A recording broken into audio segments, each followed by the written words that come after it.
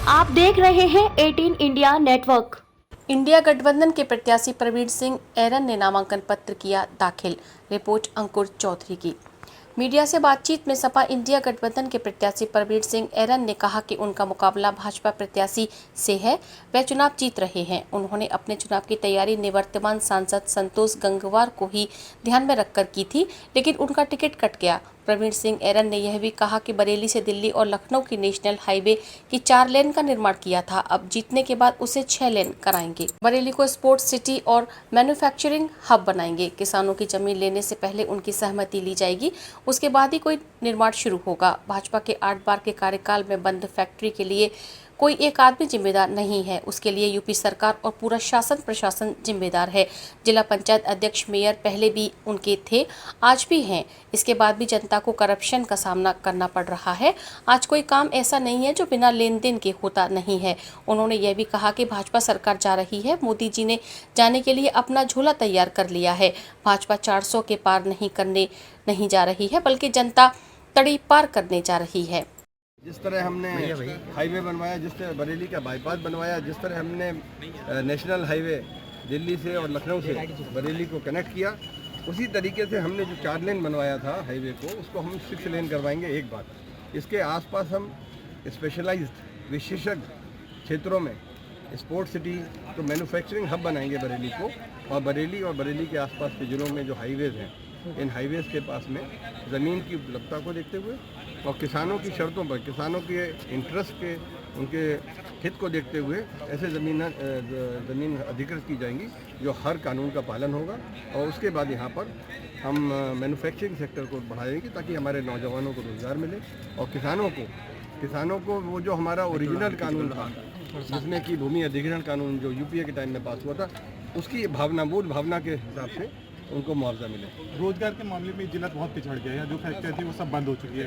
क्या आप खुद जानते हैं कि भाजपा का कार्यकाल था, भाजपा के 8 बार के कार्यकाल में जिस तरीके से, उसमें तो माननीय तमाम प्रधानमंत्री, कोई फैक्ट्रियां बंद होने के लिए एक व्यक्ति जिम्मेदार नहीं, ये तो पूरा शासन, उत्तर प्रदेश सरकार भी उनकी थी, केंद्र में सरकार भी उनकी थी, जिला पंचायत सदस्य जैसे आज और जिला पंचायत अध्यक्ष, महानगर महापौर सब उनके तब भी थे और आज भी हैं। और सबके बाद जनता को जिस तरीके से ठोकरें खानी पड़ रही हैं, भ्रष्टाचार का सामना करना है हर कदम, कोई विभाग ऐसा नहीं है जहाँ पर आप 2 रुपये का काम फ्री में करा लें, और उस भ्रष्टाचार के खिलाफ अभियान चलाकर वो सरकार में आए, आज ये हालत है। भाजपा लगातार कह रही है कि जो काम हम बोलते हैं वो करते भी, इसको लेकर क्या कहेंगे? बिल्कुल वो सही कह रहे थे, हम झोला लेके चले जाएंगे तो वो करेंगे, झोला लेके चले जाएंगे। बीजेपी के कई नेता, उन्होंने कहा था कि हम झोला लेके चले जाएंगे, मुझे लगता है कि वो अपनी बात को पूरा करेंगे। कितना हो गई इस चुनाव में आज ही है कि मोदी जी झोला उन्होंने पैक कर लिया है।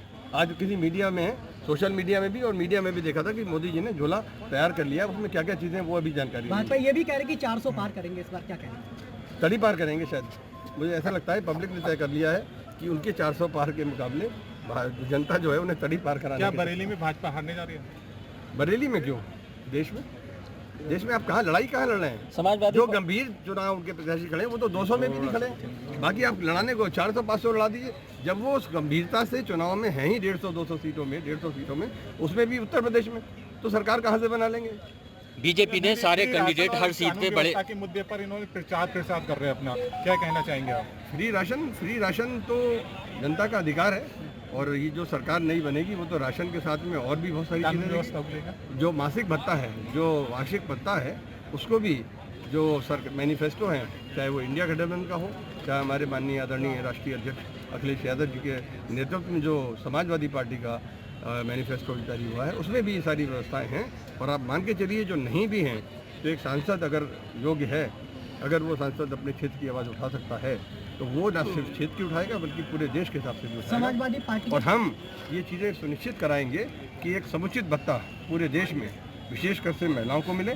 दूसरी बात ये छात्राओं को स्कूटी या इस तरह का कोई ऐसा वाहन जिसमें कि वो गरिमापूर्ण तरीके से सुरक्षित रूप से अपने स्कूल कॉलेज या अपने व्यवसाय या अपने काम पर जा सके, अपने जॉब पर जा सके, ये भी हम सुनिश्चित करेंगे महिलाओं के लिए और युवाओं के लिए। बीजेपी के सारे लीडर हर सीट पे उतर चुके हैं बड़े स्तर पे। समाजवादी की बात करें तो बरेली में कोई ऐसा नेता नहीं आया है, ना गठबंधन का कोई बड़ा, जिससे कि असर पड़े कुछ। है वो ये जानते हैं, हमारा नेतृत्व जानता है कि बरेली में सीट हम जीत रहे हैं, तो बिला वजह जो कैंडिडेट को बाहर करके और अपने उसमें सिस्टम पे हम लोग सभी लोग, हमारे अध्यक्ष जिला अध्यक्ष, माननीय महानगर अध्यक्ष, सभी लोग जो हैं प्रचार में लगे हुए हैं, तो वो आएंगे।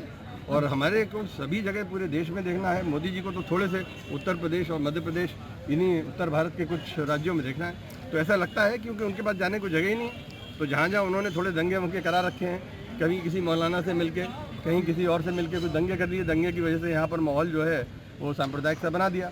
लेकिन अब वो सांप्रदायिक माहौल नहीं है, लोकल और बाहरी सांप्रदायिक माहौल नहीं है। अब पब्लिक देख रही है कि इनको भैया 10 साल का मौका दिया, अब इन्होंने करा क्या। लोकल और बाहरी मोदी जी की नॉन परफॉर्मेंस मुद्दा है।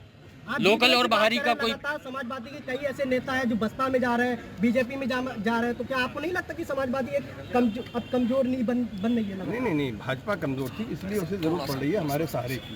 तो वो हम लोगों के कुछ लोगों को दे रहे हैं, वो ऐसे लोगों के विपक्ष के ले रहे हैं, तो उससे कुछ ऐसा वो नहीं है। लोकल बाहरी का असर पड़ेगा कोई? लोकल बाहरी का असर कोई पड़ेगा?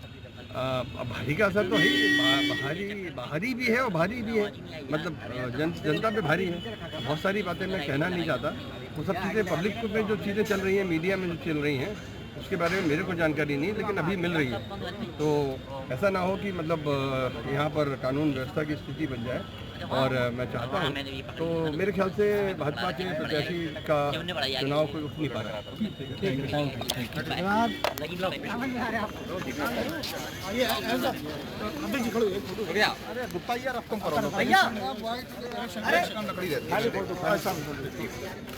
है।